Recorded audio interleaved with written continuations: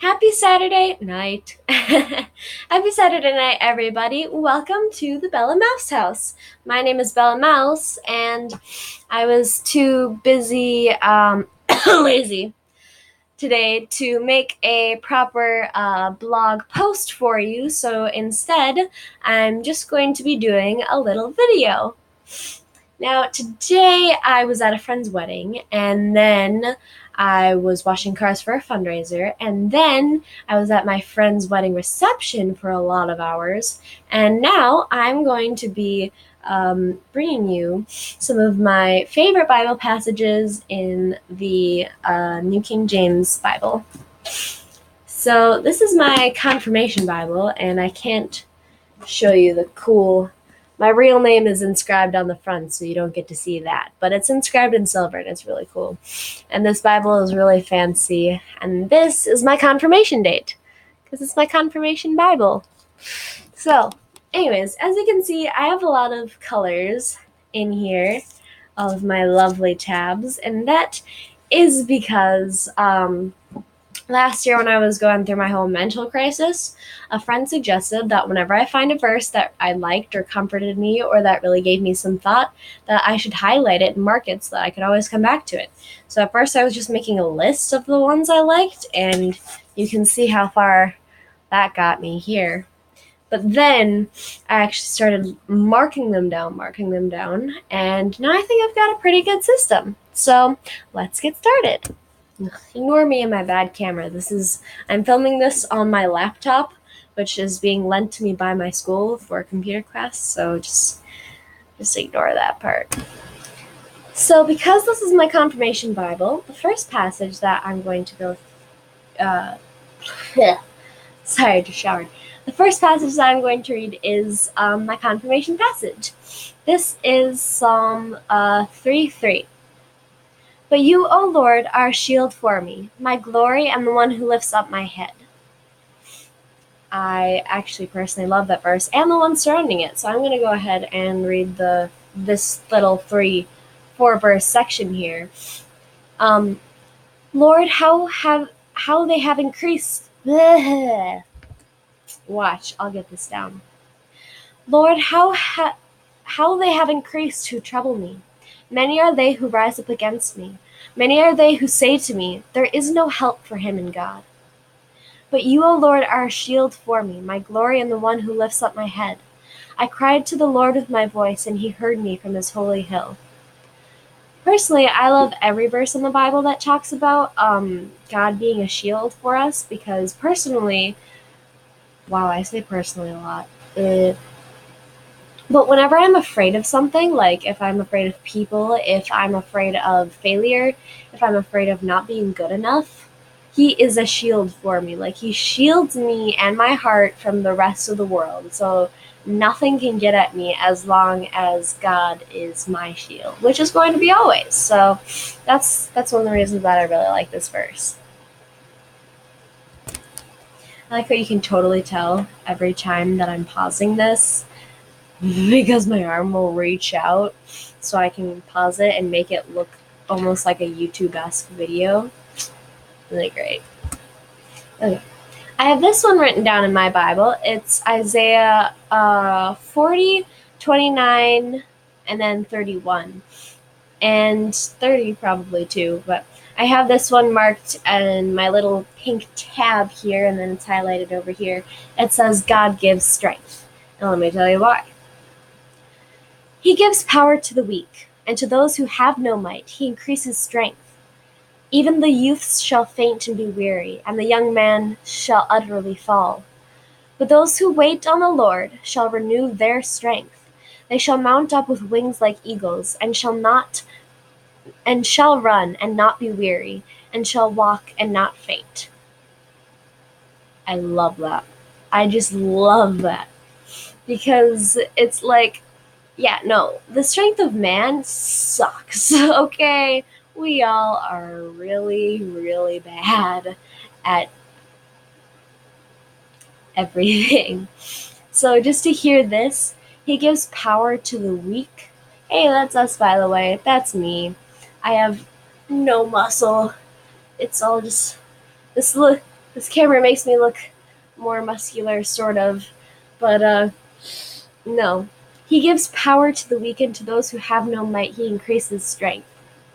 To me, who has such a hard time talking to people and trying to be, I don't know, I guess the perfect person, a person that I cannot be, he gives strength to me. He gives me his love, which is so cool. He empowers me to do the things that he wants me to do, that I'm meant to do. And that's just really cool. So that's why I like that one. Of course, no person with anxiety, none of their Bibles are complete without having this particular passage in Philippians highlighted. Now, when not that long ago at all, I hated this verse because people quoted it all the time. Like whenever I was feeling upset or when I was having like a panic attack or something, people always reference this verse. And you probably have heard it every time too. Philippians, let's see here, it's 4:6. Be anxious for nothing, but in everything by prayer and supplication, with thanksgiving, let your requests be made known to God. And the peace of God, which surpasses all understanding, will guard your hearts and minds through Christ Jesus. That's verses 6 and 7. Show of hands for how many of you have heard that verse before. If you're a Christian and you've gotten anxiety or you've been afraid of anything ever, your hand should be up. That's a lot of hands. But then I actually stopped and thought about what this verse is saying.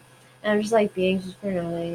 Yeah. But then I just thought about it. Be anxious for nothing, but in everything by prayer and supplication, with thanksgiving, let your requests be made known to God.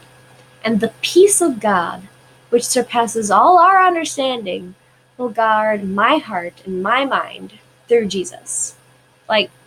It's a really powerful thing. Why are you being so anxious for crap? What's the point? God gives us all these wonderful things. He gives us awesome laptops. He gives us people to listen to our random rants at 10 p.m. for no reason. He gives us bedrooms and friends and family and so much stuff. Why are we anxious? Why are we upset? Why are we always worrying? And that takes me to the next one, which also anybody who has anxiety has probably heard this one as well. But I did not dislike this one because in my Bible I've got titles for the different sections, and you'll see this whole section is highlighted. It is simply entitled "Do Not Worry," and I'm pretty sure we've all heard this part before, right? So, therefore I say to you, do not worry about your life, what you will eat or drink, nor about your body, what you will put on. Is not life more than food, and the body more than clothing? Look at the birds of the air.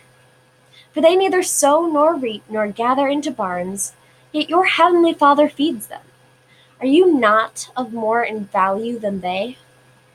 Which of you, by worrying, can add 1 cubit to his stature? I love this section probably mainly for that verse, because I'm short, for one thing. I'm 5'3". I've mentioned this before, I'm pretty sure. But this is just, it just really gets you right here. It's kind of like, ugh, idiots, what are you doing? Because God's just like, which of you by worrying can make yourself better? Which of you by worrying is going to get stronger, go to the gym more? Which of you by worrying is going to ace this test? In fact, if you're worrying, you're probably going to get a bomb. Which of you by worrying is going to improve your relationship with a friend that you're losing? It doesn't do anything for you to worry. It just makes things worse. It makes you anxious, and it makes you sad, and it makes you upset, and it's just terrible.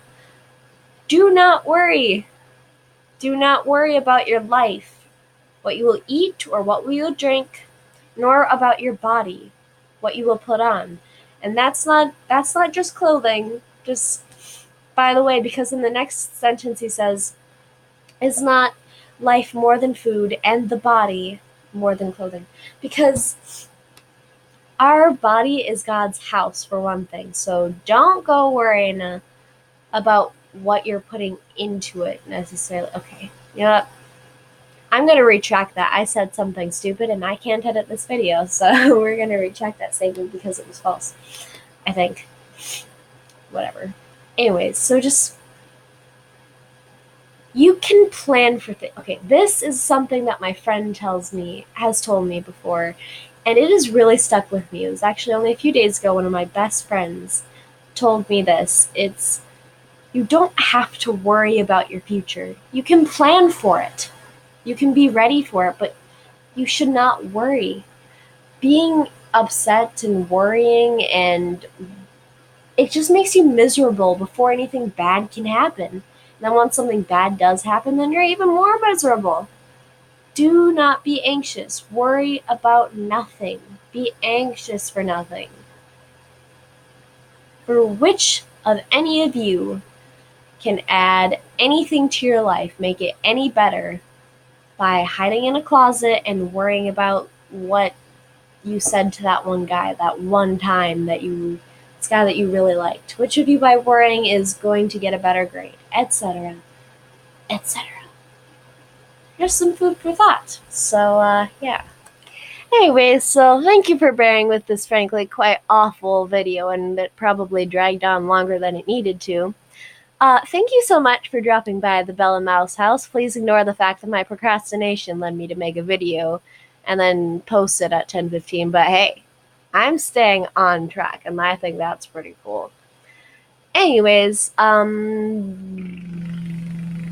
if you liked what content you had in here and you'd like to go see some more, go read the rest of my blog posts on my website. And, oh, yeah.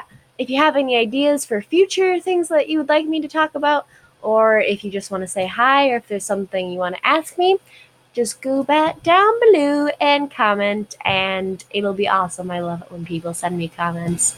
It's like a really, really fun thing. 2 people have commented already, and I was so excited when they did. It makes me so happy. Anyways, ignore that. Anyways, I think that's it. So thank you so much for dropping by. Have a great rest of your Saturday, if you're even still up. And if not, God bless your week, everybody. Bye!